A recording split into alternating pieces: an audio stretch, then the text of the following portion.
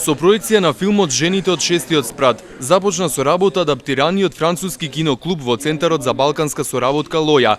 Ова е резултат на соработката со Француската алијанса од Тетово и Францускиот културен центар од Скопје.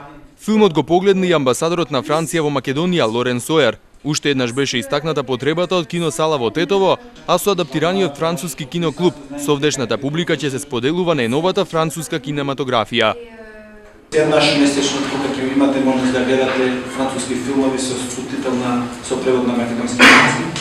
И тоа го правиме во заедничка соработка со Францускиот институт во Скопје, Француската алијанса и со новообичаената подошла незината екселенција амбасадорката Ален. Инаку ова се случува во момент каде имаме цели генерации, скоро 20 години, каде во Тетово се нема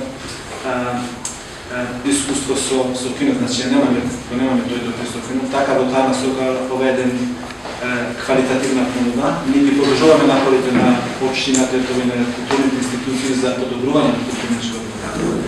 Но мислиме дека не е се тоа што треба на Тетово, но Тетово му треба консистентна и квалитативна понуда.